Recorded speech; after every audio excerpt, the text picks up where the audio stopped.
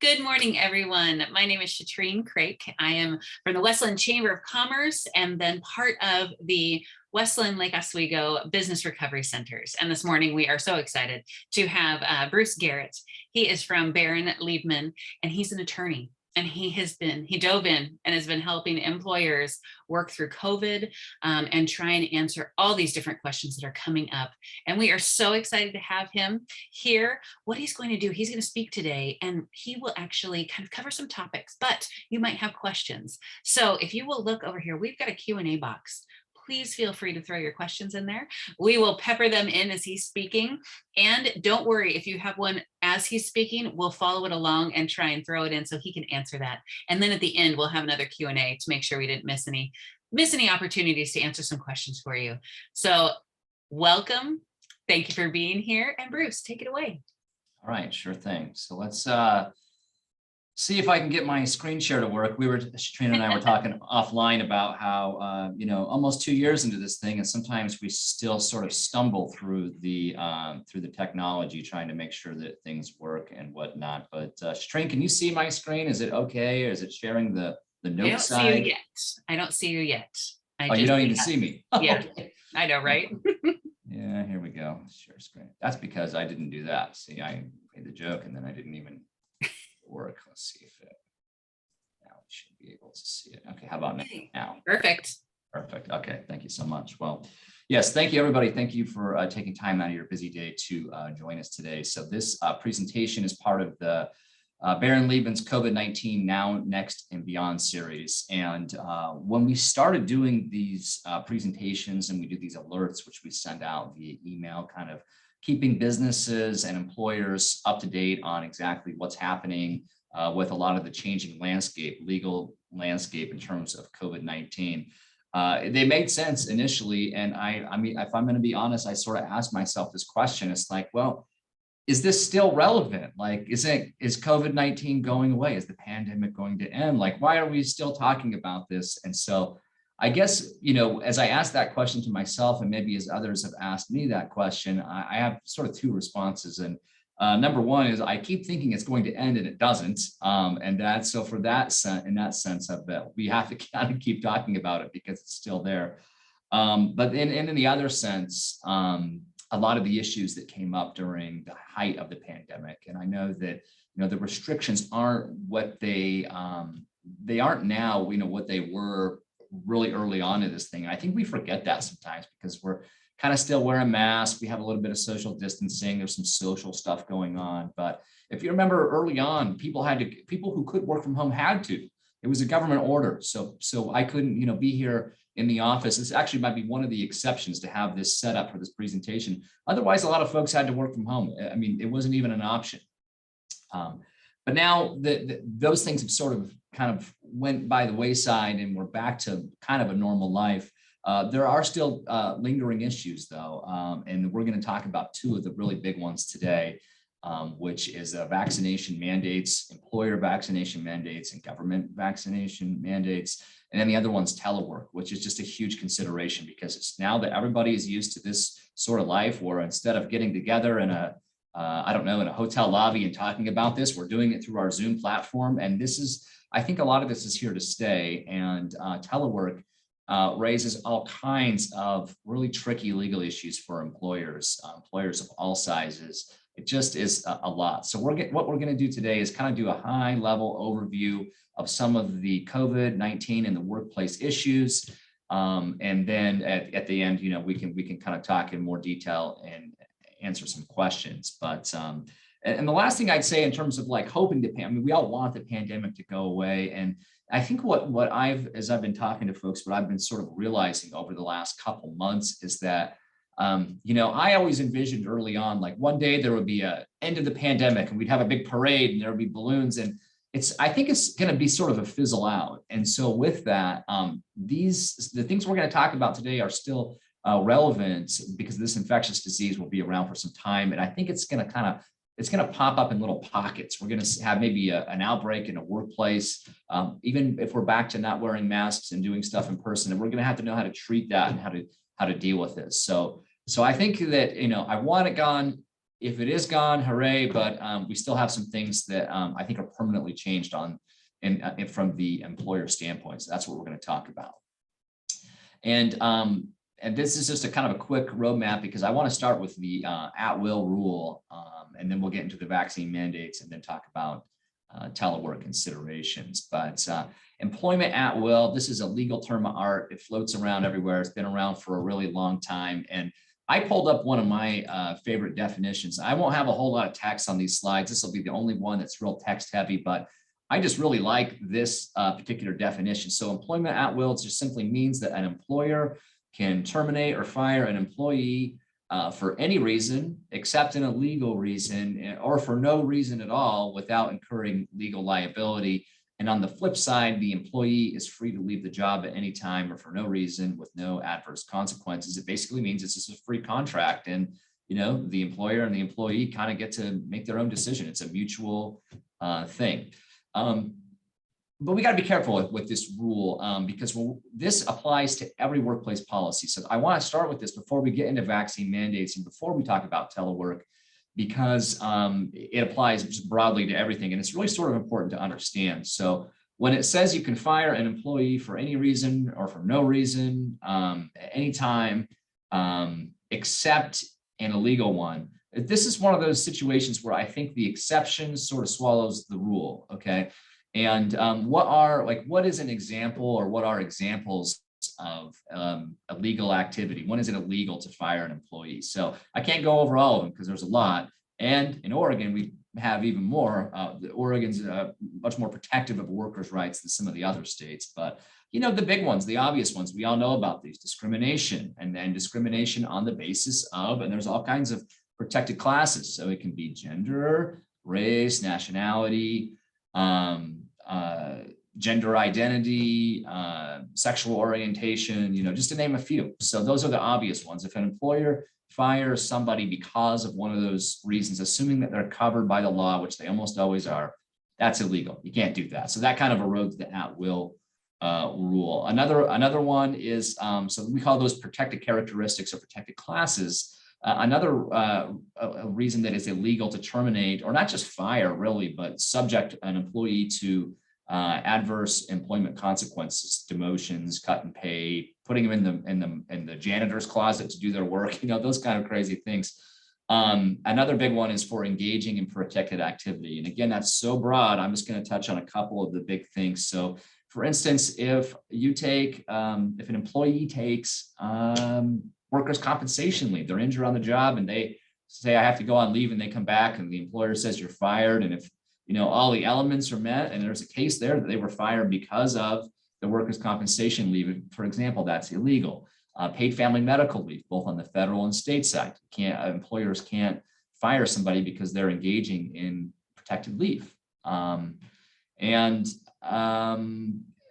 the big one that was kind of covers all of this is retaliation. So reporting to your employer, if an employee reports to the employer that so-and-so is engaging in protected activity, you can't fire them. Or if you go to maybe make a case, if you're trying to, you know, get documents or gather documents or talk to people in the workplace about a perceived injustice for the employee, and they get fired because of that, that could be retaliation. So again, we're talking real high level right now, but I just want to put these things on your radar so we know. As we talk about COVID-19 policies, workplace policies, keep in mind that employers have a lot of flexibility, but there are some caveats to that, Shatrine.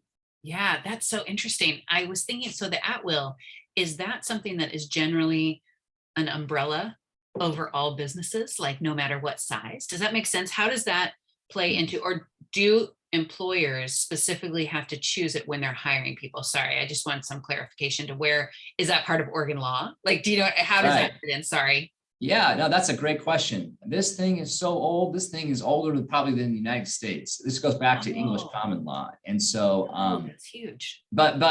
And so it still takes root in today's society. And so let me give you some kind of silly examples. So let's assume no illegal activity. So there's no discrimination, no retaliation, that we're not, you know, the employer is not picking on somebody particular.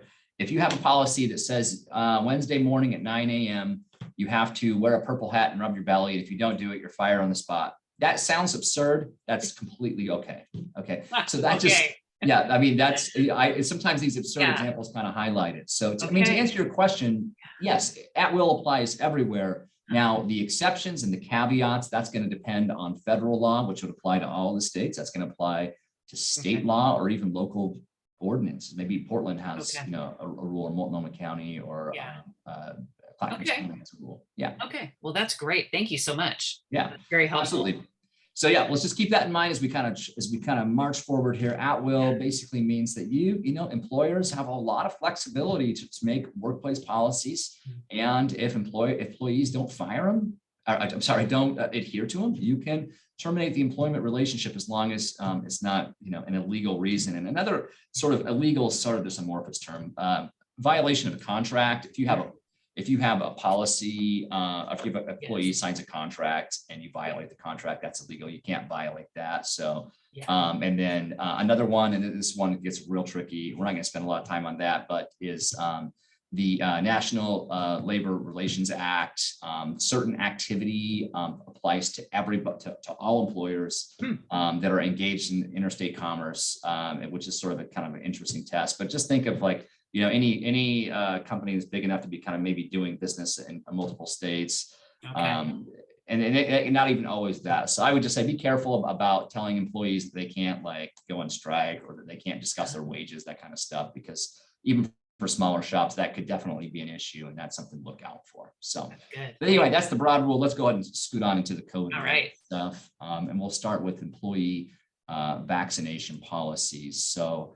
And this is really important that we sort of distinguish between, because we hear the term vaccination mandates. That can be a government mandate, that can be an employer mandate, and there's a big difference. And so here I kind of highlighted private employer mandates, the state vaccine mandates, and the federal OSHA ETS. I'll start with actually, I'm going to start with the middle one, with state vaccine mandates. And so in Oregon, for example, if you are a healthcare provider, and the statute's very broad, if the state has mandated that all employees of healthcare providers, and that could be like dentists, and even narrower, and it can be like people that are just on site. So receptionists at a dental office might have to get a vaccine per state order because they're in a healthcare facility. That is one where that's coming from the state. The employer doesn't have much say. They're required to be vaccinated.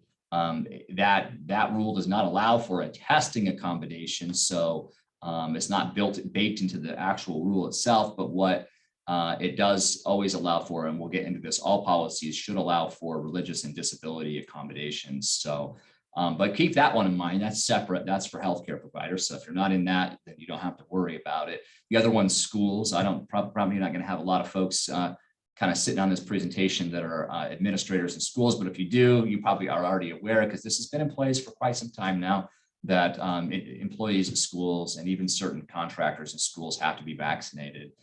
And then the federal rules, well, that's tricky, because this is kind of breaking news in the employment law world. So last week, the third bullet here, the federal OSHA ETS. OSHA is the Occupational Safe Health Administration, looks over employee safety in the workplace. Well, they promulgated some rules, that agency did, directed from the President of the United States last fall, and then it went through the court system all the way to the United States Supreme Court. And the United States Supreme Court held that, well, they upheld a stay. They didn't get too much into the merits of the legal issue, but essentially the federal government, or that federal agency, was exceeding its power.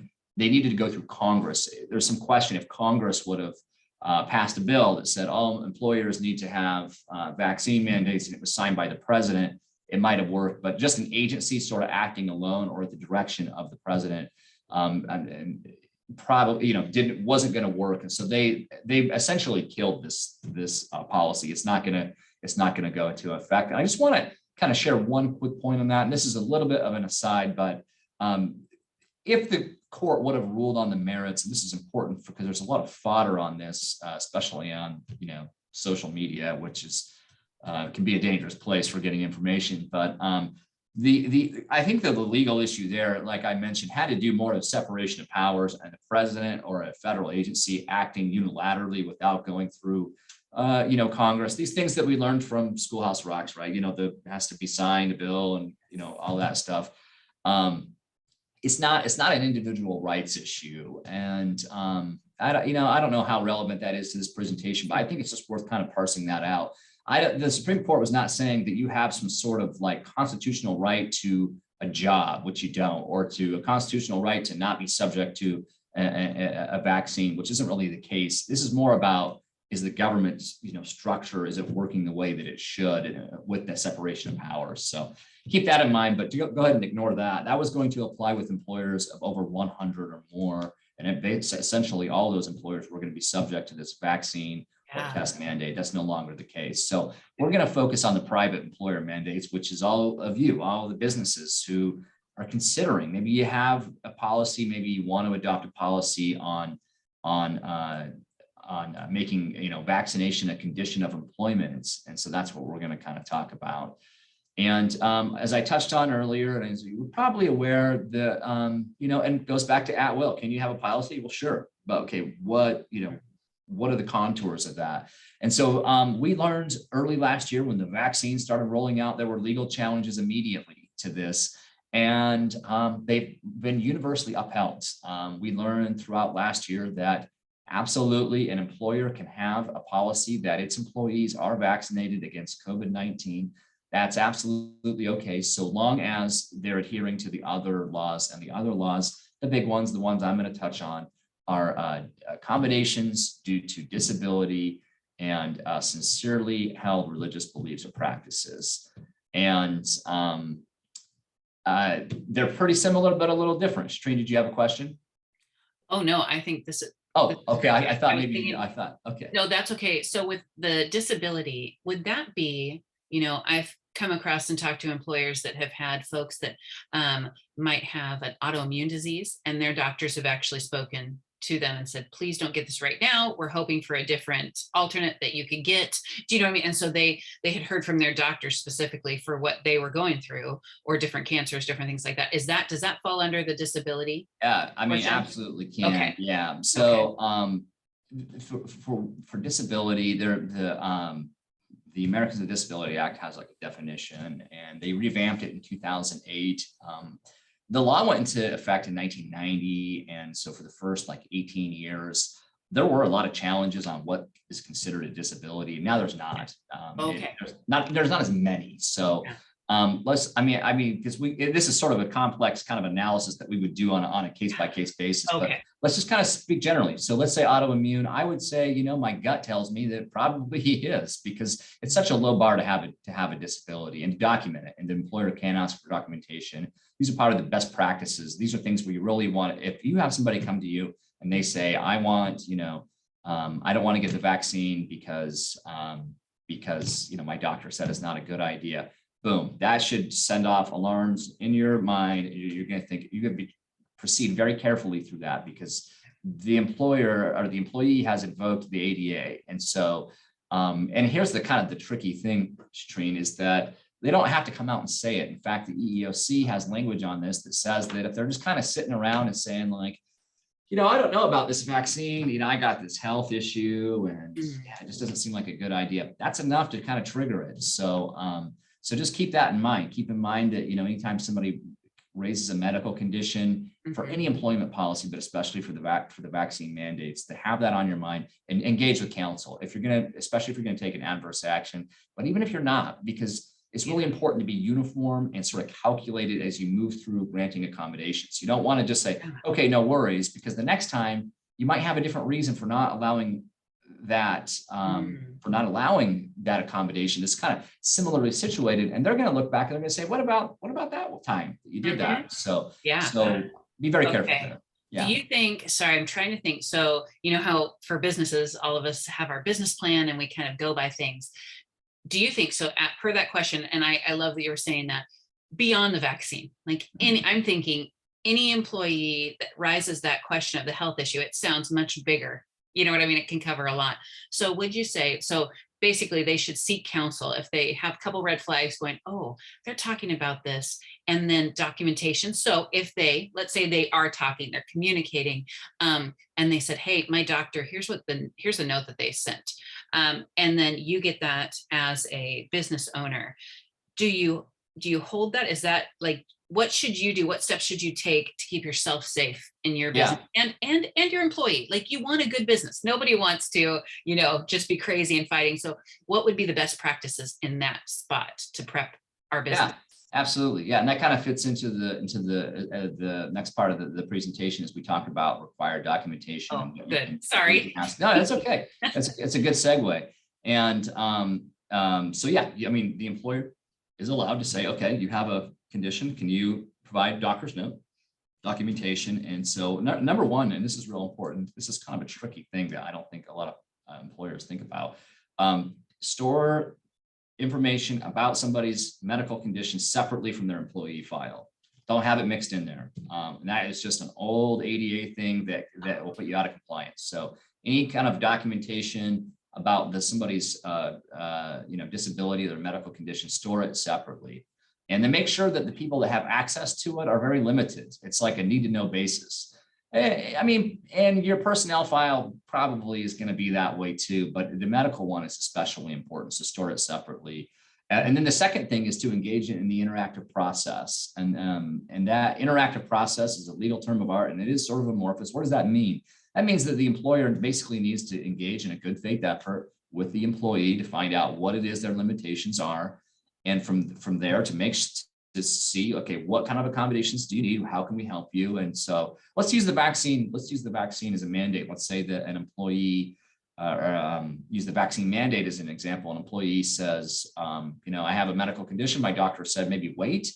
You have a policy that says, that I have to be vaccinated, and I, want an accommodation. Again, I warn you, they very rarely come out and say it like that. So just kind of think about these things on the back burner.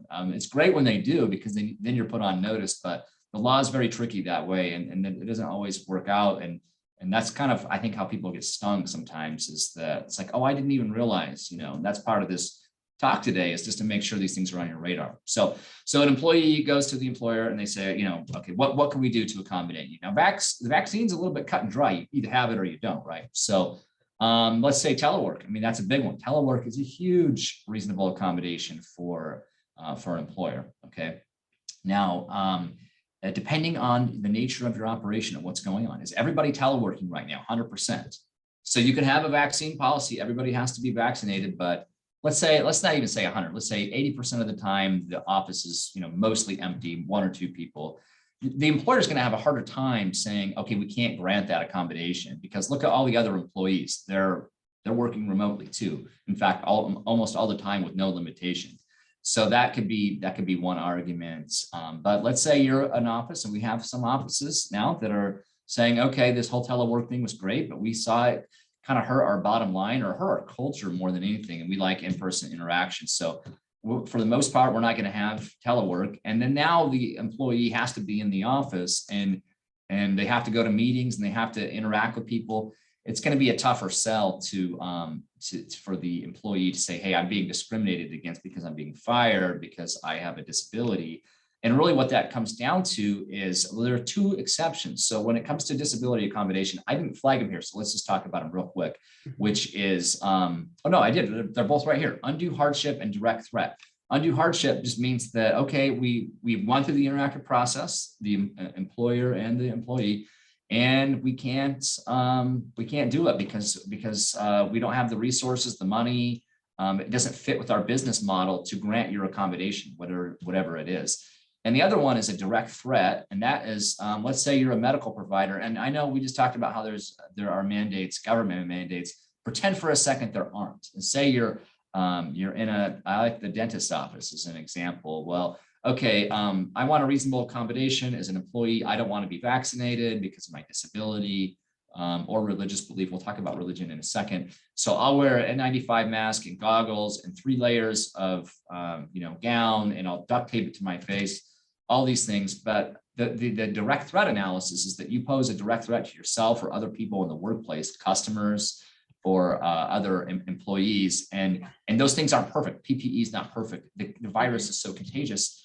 They could very well say, no, we can't accommodate that because you pose a threat to other people in the workplace. You're allowed to by law, as long as you go through the steps, document everything, engage in an interactive process. You're probably going to come out successful on that. But again, the nuance and the case law is so complicated. It's just a case-by-case situation. I wish I could tell you a rule that's just going to apply, but that's sort of the attorney's bread and butter. It's just kind of figuring out how we're going to navigate this. So those are the two big exceptions for disability accommodation: undue hardship and direct threat. Those are sort of the employer's out, but you still have to go through the steps. You still got to document the conversations. You need to store the medical records separately. You need to talk to the employee, find out what it is they need, have clear timelines, move through this in a very organized sort of way if you want to come out successful. Because Shatrine, here's an example. If you say, I can't accommodate you, we can't have an unvaccinated employee here, but you don't go through the steps, it's going to look discriminatory on the other end if you don't have documentation. That's what I was thinking. Yeah. And I think maybe as business owners, you can come to the table because, again, we've never gone through a pandemic. We're the first ones to really try and navigate this. And so I think, as an employer, you look at it and say, okay, is this truly fitting in? You're going to know your gauge of what you can let pass as a business owner, and then maybe have those steps that you were talking about if somebody came to you. But I do think having that genuine, maybe coming hopefully at it with genuine concern and wanting to talk and really figure it out as an employer and say, yeah, what do you need? And then if it doesn't work, you follow that, you do the process. But that was huge. Thank you for saying that, because I wouldn't have thought about separating, I understood safety of content, of course, for your employees, but doing the medical portion, that's very key. So thank you very much for that. Yeah. Yeah. And there's more, we're just kind of scratching. Oh, we're starting it. I know, right? Yeah. I know there's so many layers. But I think this is good though. This kind of just gets things on people's radars. And a lot of times, employers, and I see this where you can go 25, 30 years and never have, just because of happenstance, you never have to deal with an issue and things are just fine. And sometimes employers can accidentally, and they might be violating a law for a really long time, but it just takes kind of one circumstance to kind of shine some light on it. And then it's usually a lawsuit. And that is just like, I love this side of thing. I mean, I like it all. We're here to help you. I really like to be on this sort of informative side, the advice side. I like picking up the phone when people, when employers are saying, hey, we might need to terminate somebody for X, Y, or Z, or how do we accommodate? I like that because lawsuits are expensive and they are easily $50,000, $100,000 to defend. That's why settlements are so common now, because it's just so expensive and they're emotionally draining. And so we don't want to go down that route. And that's why I kind of talk about it like it's like an insurance policy. Speaking to a lawyer early on, walking through something, it's just a safe bet because it doesn't take a lot. And that's what I really want to drive home. It just doesn't take a lot to violate a rule. Very well-intentioned, good-intentioned employers, very smart, brilliant people violate rules because you don't know what you don't know. Unless you kind of live and breathe this stuff every day, you might miss something. And a lot of the rules are very strict. It's like one, the thing where you're maybe storing medical records in the wrong file, or you're leaving them out for people to see. That's just boom. That's, if that's proven, then that's a violation. And then we have to talk about damages, and you got to get lawyers involved, and hopefully no lawsuits. So that's why I really want to just kind of focus on this. So let's transition real quick and that's a very high level overview of the disability accommodation, documentation, seeking counsel, going through steps, and not just allowing people to do things, go through the formula so you don't set up examples down the road of where somebody might say, you did something for this employee, why aren't you doing it for me? Seems like it's discriminatory, so be careful of that.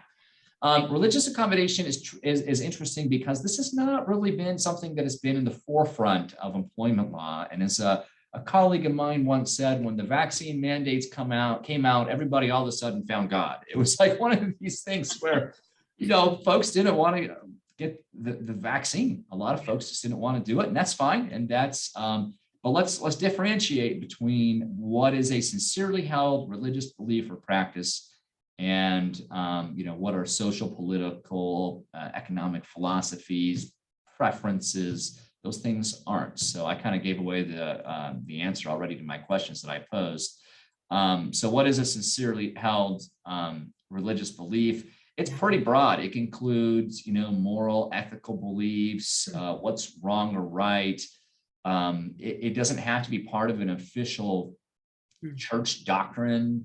It can, you don't have to follow, like, here's a great example. I believe I kind of watched some of this in passing in the news where the Pope, I believe, came out and endorsed the vaccine, said, hey, this is a good idea. You couldn't tell an employee that, oh, well, you're Catholic. Well, the Pope said that you need to do this. It's like, it's so broad. Wow. And I'll just be honest, if somebody has, if they say I have a sincerely held religious belief, they've almost satisfied it. Trying to peel that back and find out whether or not they're being sincere is almost impossible. And we don't recommend that. The one exception is if you have, and we love this when we're representing businesses, is smoking gun evidence that the employee is lying. So if an employee says it is against my religion to have a vaccine, I cannot follow your vaccine mandate, you must accommodate me. And then they go on Facebook that night and they're like, oh, LOL, I told my employer that I'm religious and I'm actually an atheist and I just don't want to get the vaccine. Okay, well, and then we have that printed out. Okay, well, that's, short of that, don't question it. But here's the good news. So that's kind of the bad news, is that, it doesn't have to be part of the church teachings. It doesn't really have to be formal. It can kind of be, and like I say, at the bottom, the church of me, the church of Bruce. And I have these beliefs. These are moral, ethical beliefs. It's part of my, deeply held religious belief. That's good enough. But I don't know if I brought it up on the next slide. I didn't. So I'm going to talk about it right now. We talked about undue hardship on the last slide with disability. Undue burden on the religious side is the test for employers, and it is super low. So anytime, and it can be with COVID, vaccine mandates, it can be with, like, I need a particular day off to attend a religious service. The burden can be so low on the employer. It's called de minimis, which basically means minimal. Anytime that if somebody needs to be accommodated because of religion, if it just puts a minimal burden on the employer, they very likely can get out of it. So, Shatrine, what I worry about here, and what I kind of think about as this moves forward, is maybe the vaccine, like we talked about at the very beginning, maybe the vaccine stuff goes away, maybe the pandemic ends or fiddles out over the next few years. I wonder, though, if because religious accommodations have been so much in the forefront, that will stick them around, and that folks won't use that either sincerely, no pun intended, or as a pretext to maybe trying to get around a policy, and they'll say, hey, it's my religious belief. So let me just use an example real quick, and I'll ask you a question because I want to make sure I don't forget this. Let's use an example of an individual who wants to attend a religious service on Sunday. And they say, it is, this is my religion. I need to go to church on Sunday. And they work at, say, Buffalo Wild Wings, and they are a bartender. Well, and it's football season. Okay, well, that is their bread and butter. I mean, sports bars, that NFL Sunday is where they probably make most of their revenue for the week.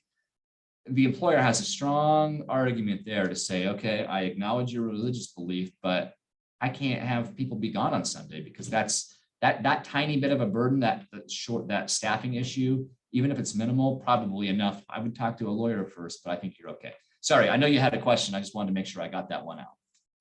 Oh, no, that's great. Actually, I was just agreeing with everything because I'm thinking, I do, how you pose the question, what does this religious accommodation look 5 years down the road? How's it going to go? And hopefully, as again, we're working through all this and we're seeing, it is, I believe, hard when we see the federal laws shift so quickly and things that are in place. And, so I think as things change, hopefully, and different mandates shift, I'm hoping this will not become a crutch, if you will. I know that's hard to say, but because I do believe for our employers, it is so tricky. And I don't ever want them to have to go down a road that they think they've got it, except for, like you're saying, the Post or somewhere that you're like, they've just completely obliterated their, stance. But yes, I do want to say, I would agree. And I would have you, I'm glad you just said it is important for employers to know this is a very tricky road, so maybe it comes down to trying to be authentic and having, how you communicate with your employees, know where they're leading, or just kind of maybe ask some questions to make sure, so you're also not caught off guard. And hopefully you can have that relationship that allows this not to get too out of control or used incorrectly, if you will. Because I do believe there are folks that this is going to affect. Do you know what I mean? It is true, heartfelt, honest. And so, yes, I appreciate you putting this in there, because I do think it's a huge, huge topic that people will bring up. I mean, can it be tricky? Can it kind of pose a kind of a head scratcher, and maybe you have to get a lawyer involved? Yeah, I mean, sure. I don't want folks to lose too much sleep on the management side, the businesses, over the religious accommodation. I want you to be careful and flag it and engage with your lawyer. But I think because of the structure of how it works, that I don't think we're going to have this big swing in the workplace where all of a sudden everybody's invoking it. So, but it's an issue, and don't take it lightly, because we need to make sure we follow the proper channels. Yes. Let me see, just make sure here. Okay, so I want to burn through the next couple slides. Did you have a question again, Shatrine? Nope, you're great. Okay. Let's talk quickly about testing and accommodations, because testing can be a reasonable accommodation to having the vaccine. It can be part of your policy, and we're going to talk about policies at the very end of this one. Or it can be maybe just an accommodation, like a reasonable accommodation. And we'll want to make sure that we know the difference between the state mandates and the private employer mandates. And again, we're kind of focused for this purpose, today's purpose, on employer mandates, because some of the state mandates in the healthcare setting, I believe in Oregon, testing is not a built-in accommodation into the law, but it can always be a potentially reasonable accommodation. And that question of what is reasonable always comes up. And that's going to depend on the facts and circumstances of the business, of the employee, how often do you want them to be tested? This is a crazy example. Sometimes using crazy examples kind of drive the point home. If you said, okay, we'll accommodate your disability and we will just make you get tested. You don't have to get the vaccine. Your accommodation is granted. And you need to get a test every day on the hour, 5 days a week. That's unreasonable. And if you do that, you can't just say, well, I gave them the accommodation. No, that's discriminatory. And that would be obvious. And most of the cases aren't like that, obviously. But that, use that kind of absurdity to kind of keep that in mind, because, the question on the margins is where it gets really tricky. And that's sometimes where things end up with lawyers. And we want to avoid that. So we can kind of help you navigate that beforehand. If you want to use testing as an accommodation, maybe you don't have to. And I try to caution against just telling, folks to take the most conservative route. That makes my job easier, but it doesn't mean that your business is going to benefit from it. So maybe you want to take a more risk position. The attorneys here, we just sort of lay out legal risk, and we're not going to get into, asking you about your business and what your business decisions are. But I'm really glad, Shatrine, that you brought up the point about making sure you have good communication, good culture, and that you sort of foster a happy environment. This goes, when I was in law school, I talked to an attorney about this, and she told me, she said, if your employees are happy, they're not going to be looking for reasons to sue you, and vice versa. If, maybe you're not being a discriminatory, mean, illegal actor as an employee, as an employer, let's just say that you're grumpy, or you're mean, or you're even a bully, which is sort of a question mark. Like, we go back to at will, like being a jerk is not illegal necessarily, right? Yeah. But if you do that, I tell you that your employees will find reasons to sue you. And there are so many complex layers out there. They'll just throw a few instances together, take it maybe to a plaintiff side attorney, or take it to Labor and Industries and file a complaint. It only takes that. It just takes getting into the door, and that now you've got to get defense counsel, and we're probably going to have to do some interviews. I mean, even these kind of like, I don't want to use the word frivolous, but even some of these things where it's like, okay, we can probably kick this. You might be $5,000 or $10,000 down the road before you even get there. That's not a lawsuit on the merits anyway. Let's keep moving through this real quick, because I want to get to telework. We won't spend a ton of time on telework because that's a super lawyer answer of it depends. But let's kind of burn through this. Who pays for testing? Really black and white rule in Oregon, the employer pays for it. It's considered a medical evaluation. That is a stance that that BOLI has taken. BOLI is the Bureau of Labor and Industries. I would not advise challenging that. If you're going to give testing as part of your, again, there's two buckets, as an accommodation or as part of your vaccine mandate policy, you can build it in there. Either way, don't have your employees pay out of pocket. Okay. If their insurance is covering it, I think you might be okay. We'll need to look into that, but don't have them pay out of pocket expenses. You've got to cover the cost. And then another thing is wage and hour considerations. If you're having employees show up to the workplace, and let's say you're going to do, we have home tests now. And so there's a home test being administered and they do the swab and you're just kind of sitting there and it takes 10 minutes. If that's a non-exempt employee and they have to have that to get into the door, very likely you need to be, their clock needs to start when they go in and get the test. Be very careful of that, because wage an hour and not paying people for the time that they worked, even if it's 5 or 10 minutes, it might be one of those things where you think, oh, well, 5 or 10 minutes, every day for a week, it's not that much. But the way that the law is structured in Oregon, there are penalties, and it's like 30 days penalties, and there's mandatory attorney's fees. You got to pay several thousand sometimes to the other side. So a violation of a few $100s could turn into a several thousand dollar thing there. So be very careful when it comes to that. The safest course is to, of course, make sure that they're on the clock when the testing is underway. And I don't have the bullet here, but be really careful about confidentiality. I wouldn't recommend having them do the swab. Like if you had one unvaccinated employee and 10 that are vaccinated, don't have them all sit in a circle around the person. That's silly, right? But like, do it in the back office, make sure that you're doing, especially right now, social distancing, because they're not going to have their mask on. And if you give them COVID, it could just turn into a terrible thing. So be careful of safety, health and safety, but also confidentiality. And of course, keep those results of that test. We talked about it. That's a medical thing. Keep those stored separately. And if you have an employee who has COVID and they test positive, that can get pretty tricky. The laws are evolving. You mentioned how the laws are evolving, Shatrine. I would check with us on that. If you could just find out what you can do. Okay, because you would not, sorry, I'm going to just speak to this. You would not want to be like, oh, Fred, you're positive. You came, so they're on the clock, you've done everything you need to do. And then you find out he's positive. Then they could just ask him, thank you so much for taking the test. You are positive. So I'm thinking private. And then they could just maybe have him leave very unceremoniously. So, because I'm trying to think, how do they also, as an employer, how do you guard their rights and safely get them outside? Sorry, I'll be very quick. That's the trickiest part. Okay. And so it's kind of specific, and I always get nervous about answering specifics, but let me take a stab. Let me take a stab. Sorry. It's a good question, right? That's a very valid thing. And in the moment, it's not like you are sitting there and all of a sudden the employee raises the thing and, there's two lines. Yeah. And you're like, oh man. Yeah. Hold on, let me call my lawyer. Hey, Bruce, you can't do that. No, listen, in reality, you kind of have to just react. And so, I wouldn't fire him on the spot, obviously, something like that. Yeah. I would get him back in a mask and have him exit the workplace and then figure it out. And then you got to go back and do your contact tracing and make sure who they've been around.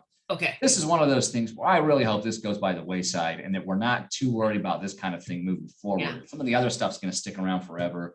But as long as it's here, though, as long as somebody has COVID, and that we know that's a serious, it can be a very serious medical thing. It kind of runs the gamut between being very minor and very serious. If they test positive, I think you're probably okay to just say, okay, just set the test aside. Why don't you go ahead and put your mask on and go home, and let's check in and be safe and be nice and be cordial, and then kind of come back and put fires out later. Okay. Yes, that's great. That's what I was thinking. And you don't want to, as they're walking out, announce Ted has COVID. Yes. Oh yeah. No. Yes. Very specific, because I don't think it's bully, but I was trying to remember. I think it's something for their legal rights. You cannot announce that to them unless they've been, you have to go through those channels. So you never say so and so's had COVID. Okay. Thank you. Now, sometimes would you have to have that conversation at a high level? Let's say a company of 50 employees and there's HR and 2 vice presidents. Maybe this is a marginal question where you can come check with us. Can I share that with those 3 people? My gut tells me as a matter of kind of planning, you might have to. that's going to be a very small circle in terms of who knows. And then what happens, and we can help with, we draft these emails for employers all the time. If you have somebody who tests positive and you need to notify other individuals, we have stock language. You have been in close contact with somebody who has COVID. Don't ever tip them off. Like, oh, their first name starts with a B and last name ends with Garrett. You know, that'd be too obvious. Don't do that. Right. Just don't go there. But yeah, you're absolutely right. Confidentiality is huge. And so, well, and I love that. So I will speak to employers. If you have a question or you have to do that email, Bruce's information is in the chat, and he will also have his stuff on the last slide. Please email him, because I cannot express how important the verbiage is when you're letting folks know. You know, it is kind of changing for that tracing thing, but I think it is so important. So if you have a question, please give him a call. I think that would be very helpful for you. Absolutely. Okay, and we'll just run through. We're almost done with the kind of the big part here, which is the vaccine mandates and kind of dealing with COVID. And I mean, the best practice, really, I mean, and this is important, if you're going to have a vaccine policy, you need to have like policy. You need to have policy, and it needs to be signed by acknowledged by the employee. They need to be given advance notice that there's going to be a vaccine policy. It needs to spell out if test.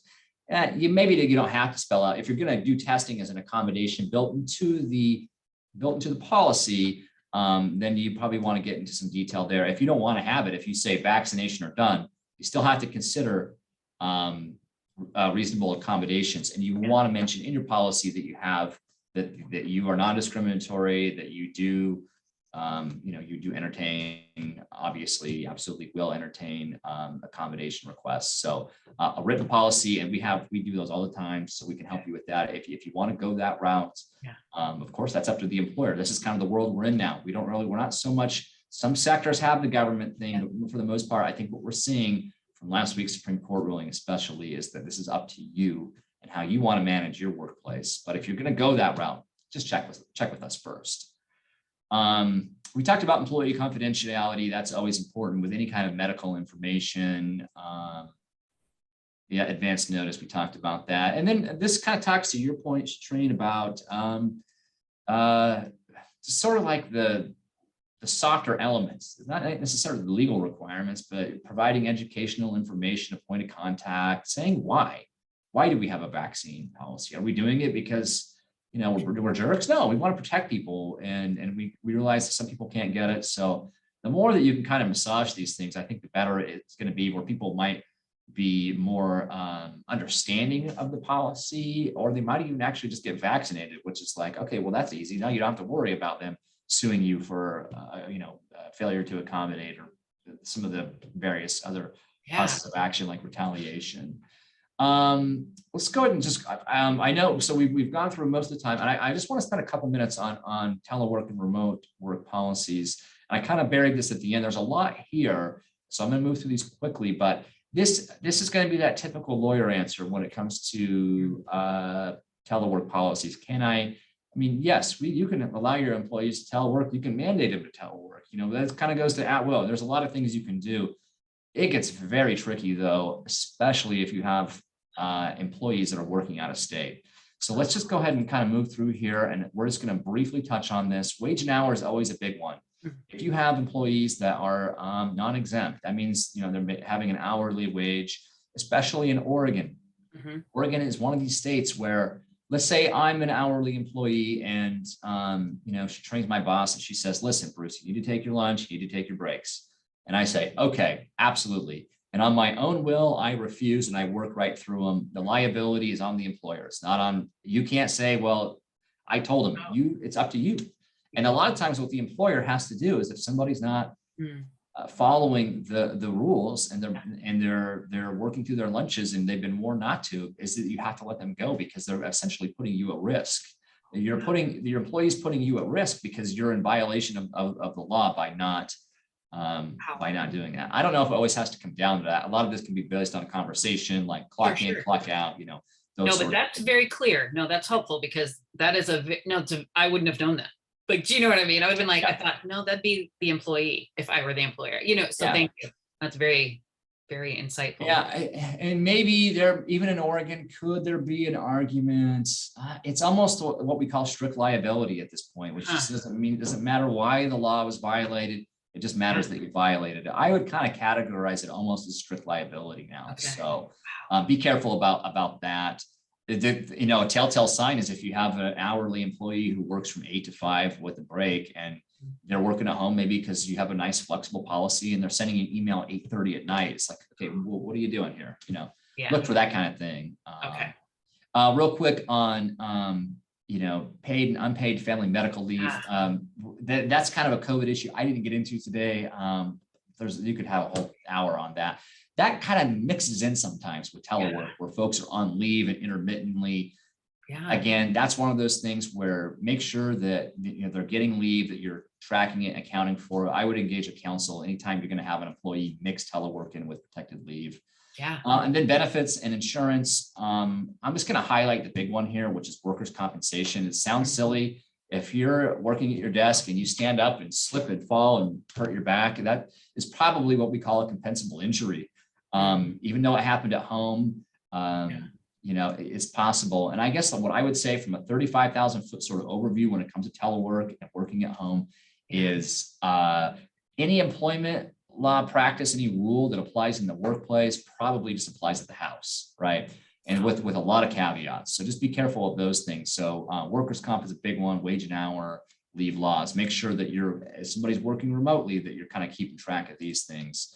Could I ask a quick question? Yeah, you can, absolutely. I mean, we've got 10 minutes. We're good. I'm like, this is a very important conversation. We're getting through. You know, so I was wondering, you've got, let's say, as your business model, you figured out that doing the, you know, having different folks, some in office, some at home, is working for you, and it's actually needed for your culture to grow and your business to succeed. Okay, so you come to that agreement.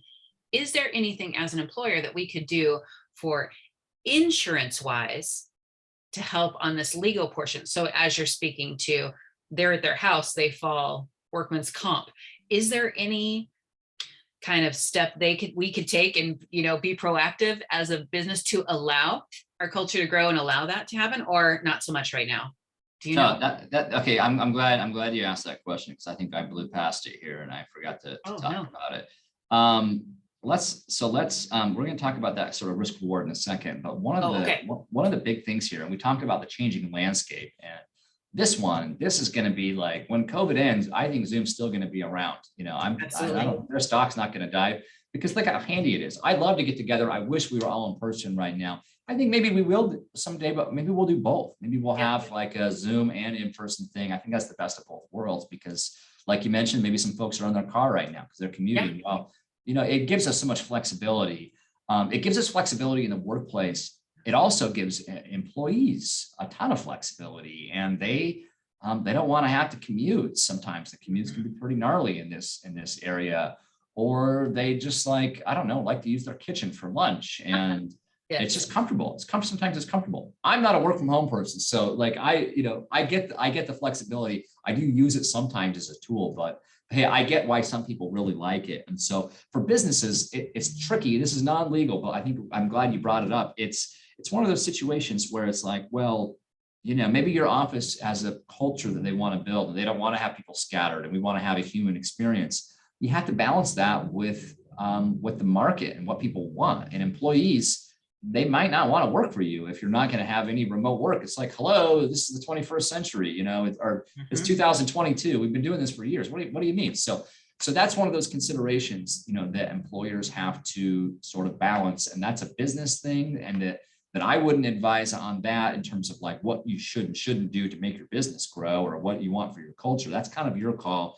What I can help with is the policy and what the rules are, because that is where you can find yourself kind of getting in a tricky situation where, you know, you want to just sort of ad hoc say, okay, you can do it on Friday, but don't. And maybe you can do that, but there's always legal risk. Anytime you kind of are making individual decisions that aren't sort of rooted in a policy that the employees have signed, you open up the door to allegations of discrimination, unequal treatments, stuff like that, retaliation, maybe. So keep that in mind. So that's that, in terms of what we can do to maybe mitigate some of that risk, if you want to have it, if you want to kind of open, I don't know how to balance like what the culture issues are for an office, but I can tell you that absolutely a policy, a well written policy that outlines all of the rules and that has an employee signed acknowledgement, that's really important. And if you're having people, and this is real important because you might not know when employees are working out of state. So let's kind of shift gears real quick to out of state considerations, which is basically, it is so difficult because all of the rules that we know in Oregon, it might be different, and it is different in California and in New York. And you can probably guess that, say, Texas or Florida, they're probably going to have less kind of employment law issues that pop up. They might just kind of follow federal trends, which is like basically going to be, lighter than Oregon, but not necessarily. Don't assume that. And if somebody's in New York or California, I can tell you for sure that there are all kinds of considerations that I don't even know off on the top of my head that you have to be aware of. So when individuals are teleworking, and this is going to be baked into your policy, they're going to tell you where they're teleworking from. And if you want to be flexible and have them change it, they just need to notify you, because if they're going to go to New York, it's okay. You can go to New York on vacation and pull out your laptop. I'm not going to say that you're teleworking. You're really on a vacation. But what happens when you're there for a month or 6 months? Okay, now we're getting into territory that's very tricky. There's no answer. And because guidance hasn't really dropped down from a lot of these states yet, but you invoke all these things you see on the screen: non-compete, non-solicitation, arbitration agreement, mandatory policies, payroll, wage and hour. But if they are found to be working in that state and you don't know about it, you are subject to all the rules of that state, whether or not you want to or not. That's amazing. But I love. So be very careful about where they work from. And if you're okay with them, I want to move to California, we do this all the time. We have employers who have, they're set up in four different states. Yeah. It pays to have an attorney on this end, and it takes some time, but we have to go through and navigate these states and kind of give you a little bit of advice on how to do that. Oh, that's so wise. Well, and I love, if anybody's one thing to take away from this, review your policies if you don't have one. And how we were talking about culture, I think honestly, a policy will only enhance your culture, because you're really, hammering in what you want for your business. So I love that we're speaking to this policy fact, because I think as everything is shifting and things are changing for business owners, this is something that actually will help kind of ground you, realize what you want as a business, but then also keep you legally safe and keep your employees safe. Do you know what I mean? You're setting up this great ground to succeed. You know what I mean? So I love that you spoke to the policy thing. Well, yeah, and I don't think a policy, like an employment policy and some of the cultural issues that you talk about are mutually exclusive. In fact, where in a policy where I use the help from the employer, and we can kind of go through the legal things and kind of help soften the rules. But what I really need help with is the opening paragraph. Why do you have this policy?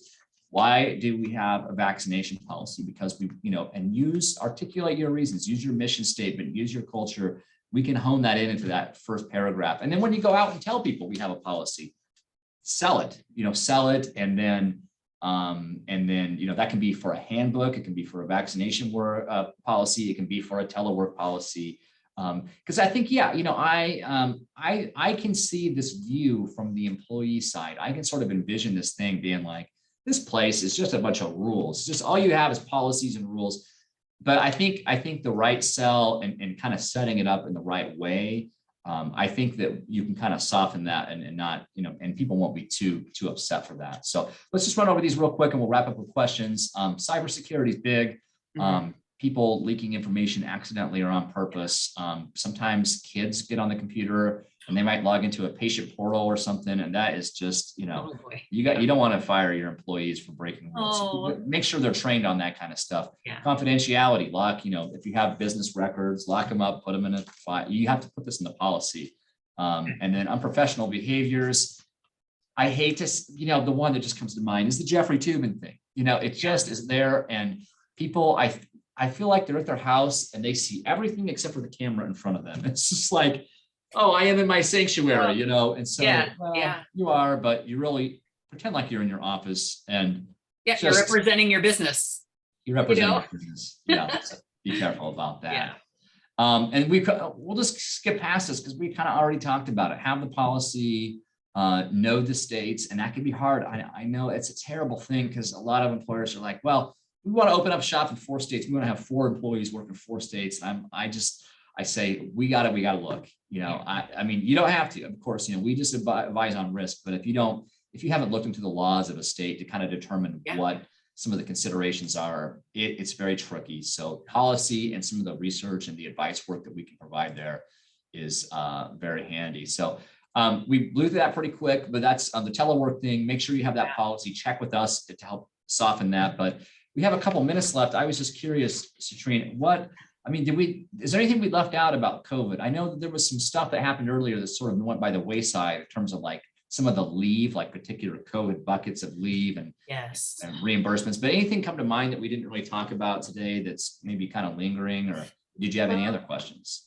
I've actually had some businesses talk to me right now, as things have switched out, and we do have a vaccine now. We do have ways to come back together and work. Back in the day, the early part, there was funding for our businesses to grab and be able to give leave time for sick employees. Mm-hmm. I don't know with ARPA funding if that will be a thing again. Is there any guidance or any thoughts you would have? Because right now I understand that there's not money that can come back into the employer. That's what I'm understanding. I'm not sure. I'm hoping that changes. Have you heard anything, or how would you suggest to go about that? We don't. So a lot of these things we don't know. They come up in legislative sessions. Yeah. So as of right now, the big one that comes to mind, in fact, this is one of those things where you know it and you forget it. The federal leave, what was it, the FFCRA, the leave, the sick leave that you had, that was part of a federal program, that's lapsed. And so like there's no longer a requirement that you pay your employees federally for being, out of work due to COVID or having to take care of kids. You have Oregon sick time leave, which will always be up there. Okay. Here's my recommendation, because you don't know what you don't know. And what we can help with is this is just an initial thing, and it's easy. It's just to sign up for our alerts. Send me an email and ask if I can put on the mailing list. And then when something passes, a new law, for example, sometimes you'd be surprised. It's not like the lead on, CNN or New York Times, new employment law. They're snaky. And so if you're not involved in it every day, like I am, they're very big news to me, but of course I deal with it.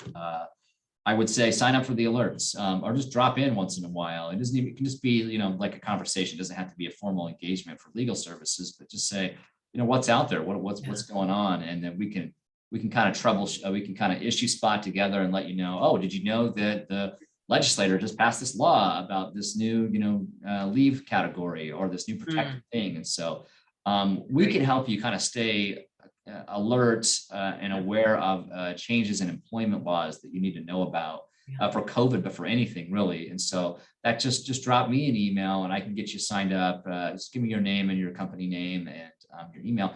I can get you signed up for our alerts, and we can kind of keep you posted that way. And like I said, maybe you're just kind of curious about something generally, give me a call and then we can talk about it. And if it comes down to a more specific thing, then maybe we can sort of engage and get into the attorney-client relationship and try to help you with an issue. But I like to just go out in the community and talk about these things generally. So that's a good way to stay in touch, I guess would be my recommendation. I love that. Well, and it's funny, I got signed up for your e-alerts and I'm like, oh my goodness, I felt like so involved and so engaged. And so I'm thinking, if it's okay with you, I'd love to, as I get those alerts, I would love to share that through our chamber newsletter, because then I'll be like, hey, look what Bruce sent. Holy cow, here's the new, latest new, be in the know, because I do think it's so valuable for our businesses. Absolutely. Just to know it's a lot. And I know, the last year to two have been a lot emotionally for folks. It's just everybody's at their top of their bandwidth, but I think as business owners and looking ahead, we have to still seek out the knowledge, look and know what is current, because it is changing, and hopefully get in a mindset to where it's not overwhelming, but we're being proactive and learning and then engaging and making it best for me as a business owner and my employees that are coming on. Yeah, absolutely. Yeah. So that's why we're here. That's that's the soup that we swim in. So we love to help people kind of navigate these things, because they are they're very tricky, and a lot of it is not intuitive stuff. And you know, that's what we live and breathe. So we're happy to help anytime. And thank you, Shatrine, for your time, and thanks to everybody for watching. And yeah, if you ever have any questions, just drop me a line. Perfect. Thank you so much, Bruce. We appreciated this very, very much, and we look forward to having more conversations. I know there's always things to talk about, but take care, and hey, happy 2022. Happy New Year. Thank you so much. All right. Bye.